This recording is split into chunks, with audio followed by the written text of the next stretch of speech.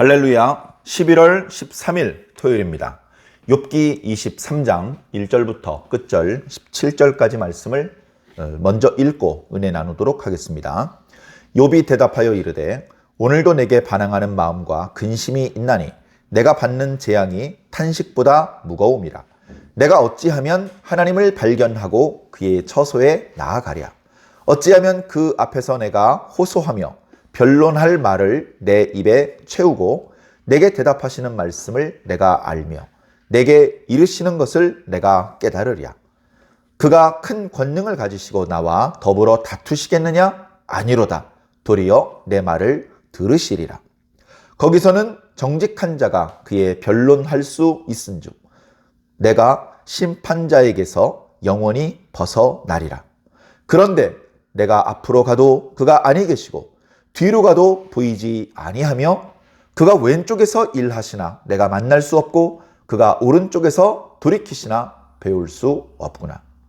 그러나 내가 가는 길을 그가 아시나니 그가 나를 단련하신 후에는 내가 순금같이 되어 나오리라. 내 발이 그의 걸음을 바로 따랐으며 내가 그의 길을 지켜 치우치지 아니하였고 내가 그의 입술의 명령을 어기지 아니하고 정한 음식보다 그의 입의 말씀을 귀히 여겼도다. 그는 뜻이 일정하시니 누가 능히 돌이키랴. 그의 마음에 하고자 하는 것이면 그것을 행하시나니 그런즉 내게 작정하신 것을 이루실 것이라. 이런 일이 그에게 많이 있느니라. 그러므로 내가 그 앞에 서서 떨며 지각을 얻어 그를 두려워하리라. 하나님이 나의 마음을 약하게 하시며 전능자가 나를 두렵게 하셨나니 이는 내가 두려워하는 것이 어둠 때문이나 흑암이 내 얼굴을 가렸기 때문이 아니로다. 아멘. 엘리바스의 세 번째 말에 이어진 욥의 답변입니다.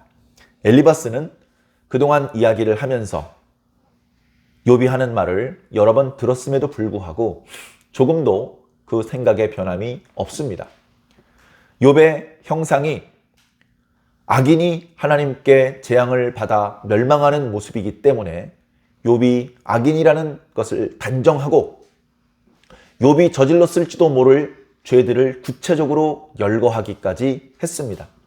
그리고 하나님께 회개하는 것이 하나님과 틀어진 관계를 회복하는 것만이 유일한 희망이다라고 가르쳤습니다. 그러면서 욥이 잃어버렸을 것이 틀림없는 하나님의 교훈을 받고 하나님의 말씀을 마음에 두어야 한다고 가르치기까지 했습니다. 그 엘리바스의 말에 대하여 욥의 심정은 실망스럽기 그지없죠. 그래서 오늘 말씀 앞부분에도 내게 반항하는 마음이 있다라고 말하고 있습니다.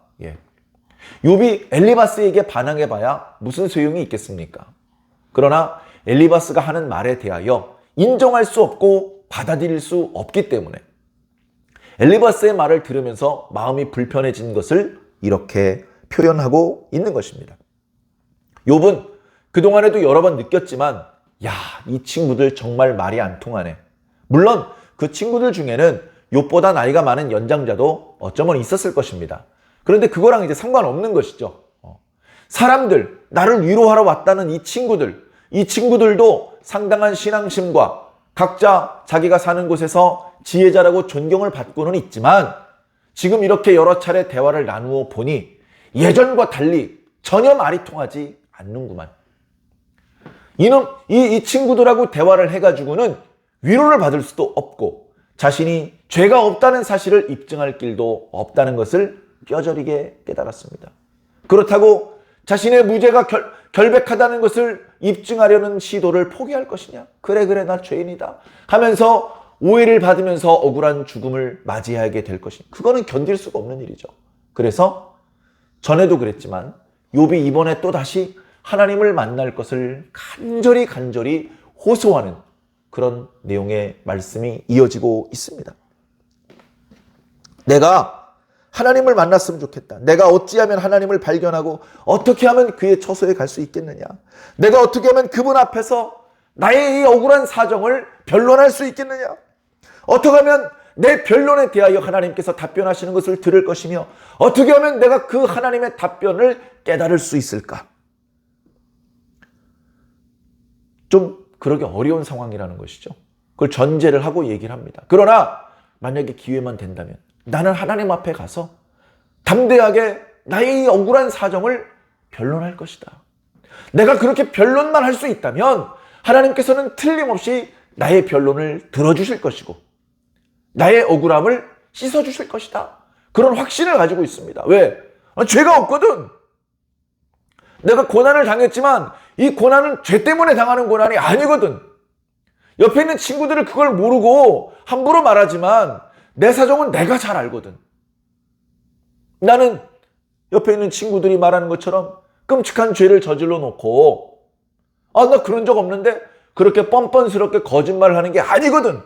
나는 하나님 앞에 당당하거든. 부끄럽지 않거든. 그래, 하나님께서 큰 권능을 가지고 나와 더불어 다투시겠느냐? 나를 야단치시고 입마디가 틀렸어 그렇게 말하시겠느냐? 아니라 하나님께서 내 말을 들어주실 것이다. 하나님께서 내 말을 들으시면 하나님께서 내가 정직한 자라는 것을 인정하시고 나는 이제 심판자에게서 벗어날 것이다. 이 재앙에서 벗어날 것이다. 난 틀림없이 이 재앙에서 벗어날 수 있다. 내가 하나님을 만나기만 하면 그분에게 내가 나의 사정을 정직하게 변론하기만 하면 나는 이제 이 고통에서 벗어날 수 있다. 나의 유일한 소망은 하나님을 만나서 그분 앞에 내 사정을 변론하는 것뿐이다. 그렇게 얘기를 합니다. 친구들한테 얘기해봐야 소용없다는 얘기를 그렇게 하는 것이죠. 자, 그러나 어떻습니까? 하나님을 만날 수 있습니까? 하나님이 만나주시질 않습니다. 자, 이어지는 말씀 8절. 그런데 내가 앞으로 가도 그가 아니 계시고 뒤로 가도 보이지 않고 그가 왼쪽에서 일하시지만 내가 만날 수 없고 그가 오른쪽으로 돌이키시지만 뵐 수가 없다. 하나님께서 멀리 계신지 가까이 계신지도 알 수 없고 혹여 하나님께서 가까이 계신데도 불구하고 내가 그를 부르면 응답하지 않고 나를 만나주지 않으시는구나. 네? 여러분, 하나님이 우리보다 높으신 분입니다. 하나님은 아무 때나 우리를 만나실 수 있습니다. 왜? 우린 낮은 존재니까. 네? 그러나 우리는 아무 때나 하나님을 만날 수 없습니다. 네? 하나님께서 부르시면 우리는 하던 일을 멈추고 하나님을 향해 바라보아야 하고 하나님께서 이리 오라고 하시면 하던 일을 다 내려놓고 하나님께 달려가야 됩니다. 왜? 하나님이 높으신 분이라니까요. 네? 세상에서도 종이 있고 주인이 있죠. 신하가 있고 임금이 있습니다. 근데 그런 정도의 차이하고는 비교도 할 수 없는 인간과 하나님 사이의 그 격차라고 하는 것은 그냥 조금 높다 이런 말로는 부족한 것이죠. 하나님이 절대적으로 높으시기 때문에 우리는 하나님이 어떠하신지 안다면 하나님께서 우리를 만나고자 원하실 때 모든 일을 내려놓고 하나님을 만나드려야 되는 것입니다. 그러나 내가 하나님을 만나고 싶다고 아무 때나 하나님을 호출할 수 있느냐? 그게 되면 하나님이 우리 아래죠. 하나님이 우리 아래입니다. 네? 요즘에는요, 사장이더라도 직원한테 일을 시킬 때 근무 시간에만 일을 시켜야 됩니다. 네? 퇴근했는데 점심시간인데 일 시키면요, 싫어합니다. 네? 예전에는 점심시간, 퇴근시간 이런 것도 모르고 밤낮 없이 열심히 일한 적이 있었어요. 누가 직원인지 누가 사장인지도 모르게 열심히 일하던 때도 있었죠. 그렇게 해서 우리나라 경제 발전을 이루었습니다. 우리나라가 경제가 막 끌어올라갈 그럴 무렵에는 휴가 다 쓰고 휴일날 다 쉬고 출퇴근 시간 지키고 그렇게 일할 수가 없었습니다. 요즘에는 좀 많이 달라졌죠. 요즘에는 점심 식사 시간은 철저히 보장을 해줘야 됩니다. 그리고 출근 시간, 퇴근 시간, 그 다음에 여가 활동을 할 수 있도록 충분히 보상을 해줘야 됩니다. 만약에 그 여가 활동 시간에 여가 활동을 하지 못하고 직장 일을 시키게 되면 특별 근무 수당을 많이 쳐줘야 됩니다. 네? 사장이어도 직원을 아무 때나 부를 수 없어요. 그러나 하나님은 새벽 3시에 우리를 부르셔도 우리가 하나님을 만나러 가야 됩니다. 우리가 너무나 피곤해서 드러누워 자고 있고 깊은 꿈속에 있더라. 꿈속에서라도 하나님께서 찾아오셔서 우리는 하나님을 만나고자 하실 때 우리를 피할 수 없이 하나님을 만날 수밖에 없습니다. 하나님 만나기 너무 부담스러운데 다음에 바쁘니까 다음에 만나 뵌다고 해야지 해가지고 도망가봤자 거기서 나를 기다리고 계셔요. 하나님을 피할 수가 없습니다. 그런 하나님께서 욥이 아무리 간절히 하나님 저를 한번 만나주세요. 제 이야기를 한번 들어주세요. 하나님 전 억울합니다. 사실은 하나님도 다 알고 계시지 않습니까? 하나님 제 기도를 늘 들어주셨었는데 이번에는 왜 이렇게 제가 간절히 하나님을 찾는데 응답이 없으십니까? 주여, 제 육체는 이제 거의 다 부서졌습니다. 제 생명은 이제 곧 끊어질 것 같습니다. 제가 죽기 전에 이 억울함을 풀어야 하지 않겠습니까? 하나님이 이렇게 억울하게 의인을 죽게 하시는 분이셨습니까? 아니질 않습니까? 주여, 나에게 응답하여 주시옵소서. 내 앞에 나타나 주시옵소서. 그 누구보다도 간절히 하나님을 찾는 모습이 나타납니다. 그러나 그렇게 간절하게 찾는 만큼 하나님을 만나지 못했을 때의 욥의 실망감, 상심, 낙심, 그 상심하는 마음이 크다는 것을 우리가 또한 느낄 수 있습니다. 그러나 10절에 또다시 욥이 낙심하는 순간에 하나님을 원망하는 대신 또다시 하나님을 믿는 신앙의 고백을 하고 있습니다. 자신의 결백을 주장하면서 동시에 하나님의 능력을, 하나님의 온전하심을 찬양하는 그런 이야기를 하고 있는 것이죠. 그러나 내가 가는 길을 그가 아신다. 다시 말해서 내가 어떻게 살아왔는지 하나님께서 알고 계신다. 내가 정말 이런 끔찍한 재앙을 만나야 마땅한 범죄를 저지르며 살았는지, 그런 하나님 앞에 부끄러운 모습이 없이 최선을 다하는 성실한 모습으로 살았는지, 하나님이 내가 어떤 길을 걸어오셨는지 아신다. 그렇기 때문에 하나님께서 나를 간단히 한번 테스트해 보시고 나면 내가 정금이라는 것이, 내가 순금과 같은 존재라는 것이 입증될 것이다. 하나님도 나의 정결함을 인정해 주실 수밖에 없을 것이다. 까닭은 뭐냐? 11절, 내 발이 그의 걸음을 바로 따라갔기 때문이다. 내가 그의 길을 지켜 치우치지 아니하였다. 내가 그 입술의 명령을 어긴 적이 없고 내가 그분의 말씀을 귀히 여겼도다. 엘리바스가 야야야, 너 범죄했잖아. 너 범죄한 이유가 뭔지 알아? 말씀을 멀리했기 때문이야. 말씀을 네 마음에 두라니까 라고 22장 22절의 이야기를 했습니다. 거기에 대한 답변이죠. 이봐 엘리바스 형님, 그게 무슨 소리야. 나 하나님의 말씀을 어긴 적이 한 번도 없다니까 라고 지금 고백하는 것입니다. 내가 하나님 입술의 명령을 어긴 적이 없고 내가 그분의 말씀을 그 무엇보다도 귀중히 여겼는데 내가 죄인이라니 말도 안 돼. 하나님께서 나를 테스트해 보시고 나면 정금이구나. 금방 인정될 거야. 그런 자기 자신의 확신을 다시 한번 고백하는 것이죠. 그러나 13절에 그는 뜻이 일정하시니 누가 능히 돌이키랴. 하나님께서 마음먹은 거는 그대로 행하신다는 겁니다. 하나님께서 마음에 결심하신 것은 옆에서 하나님 그렇게 하지 말고 이렇게 하세요. 이렇게 하지 말고 저렇게 하세요. 아무리 옆에서 간청을 한다 하더라도 하나님께서 일단 결심하신 것은 그 누구도 돌이키게 만들 수 없다. 그런데 안타깝게도 하나님께서 나 욥이 재앙을 만날 정도의 죄를 저지르지 않았음에도 불구하고 나에게 재앙을 내리기로 결심하셨다. 그래서 하나님의 뜻대로 지금 나에게 재앙을 내리고 있는 것이다. 그걸 막을 수가 없다. 그래서 15절에 그러므로 내가 그의 앞에서 떨고 있다. 두려워하고 있다.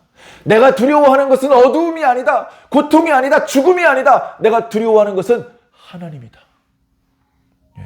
욥은요 정말 지혜자입니다. 정말 뭘 두려워해야 될지 알아요.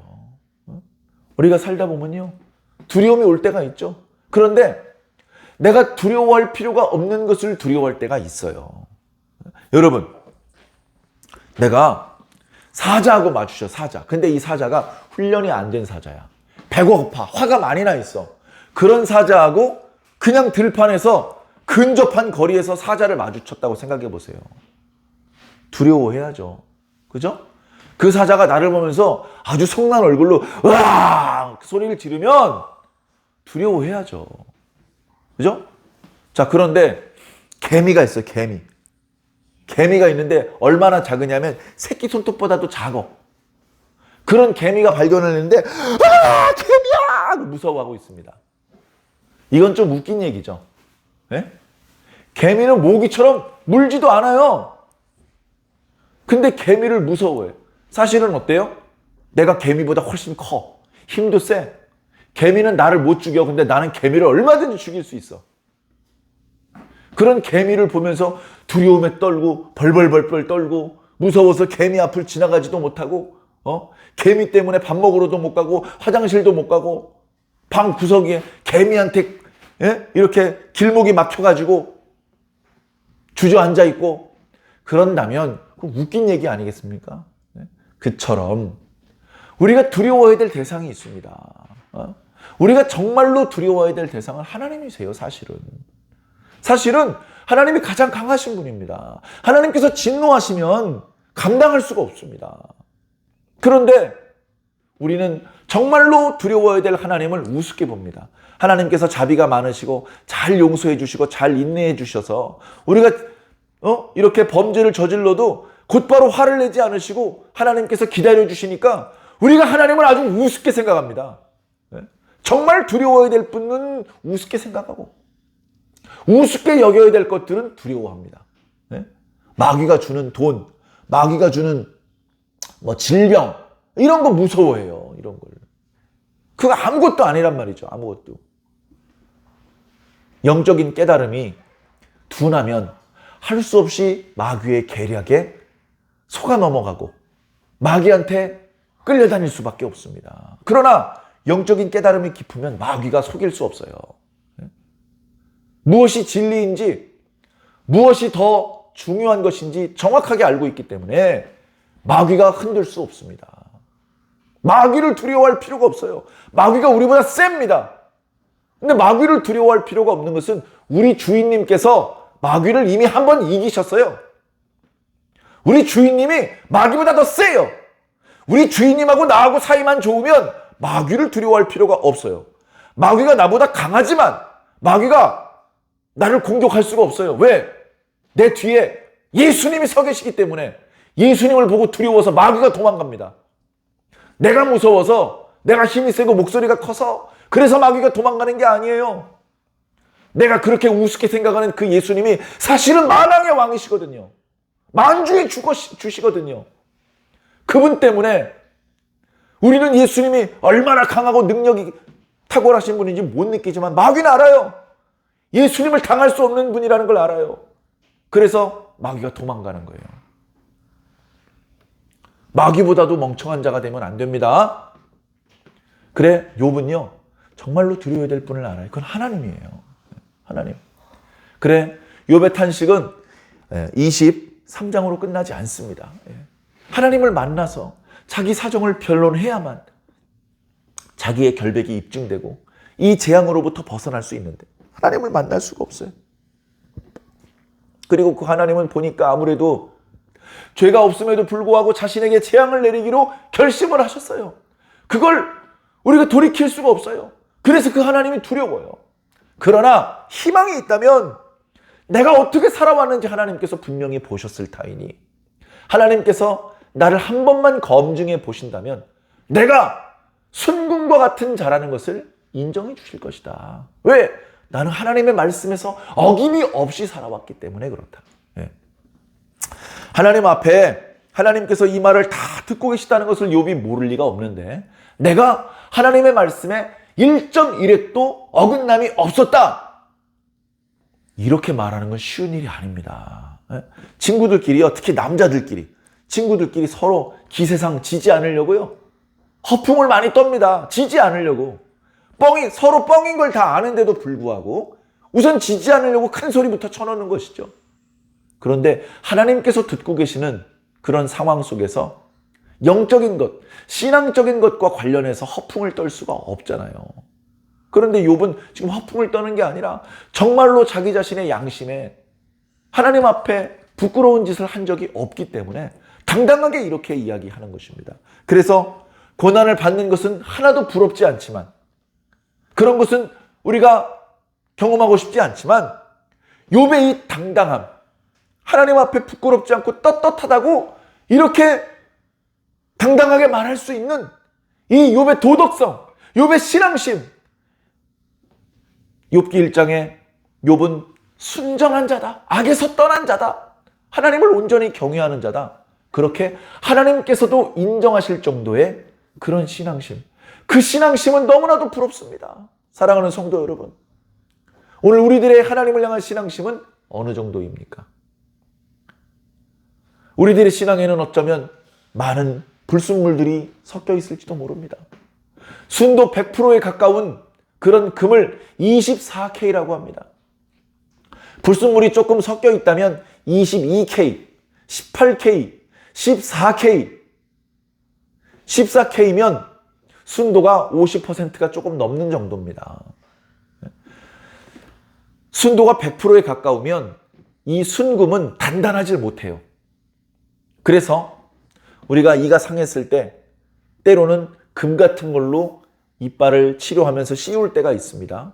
그때 순도가 높은 금을 쓰면 우리가 몇 번 이렇게 깨무는 그런 동작을 하면 다 우그러지고 변형이 생겨서 문제가 생깁니다. 그래서 일부러 보철을 할 때는 14금이나 18금을 쓴다면 약간의 불순물이 들어가는 것을 허용을 해서 금은 금이라서 썩지 않는데, 그러나 몇 번 깨물었다고 변형이 생기지 않도록 단단해지게 하기 위해서 약간의 불순물을 허용한 것이죠.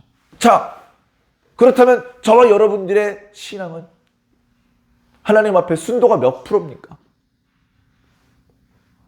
나는 정금입니다. 나는 순금입니다. 하나님 앞에 100%는 없겠죠. 그러나 99.99%입니다. 그렇게 말할 수 있는 신앙인이 몇이나 될까요? 사랑하는 성도 여러분, 하나님 앞에 더 불순물 없는 깨끗한 신앙, 깨끗한 믿음과 소망과 사랑을 보여드리시기를 부탁을 드립니다.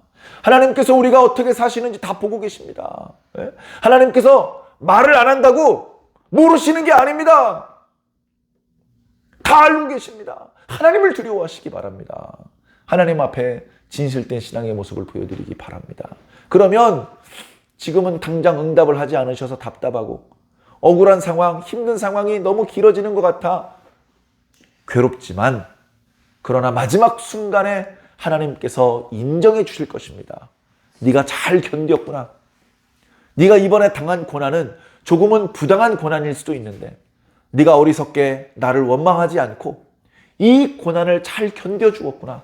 잘하였다. 하나님께로부터 오는 칭찬이 있을 것입니다. 여러분들이 바라는 칭찬은 어떤 것입니까? 세상이 주는 칭찬입니까? 사람이 주는 칭찬입니까? 하나님께서 주시는 칭찬을 고대하시는 분이 되기를 바랍니다.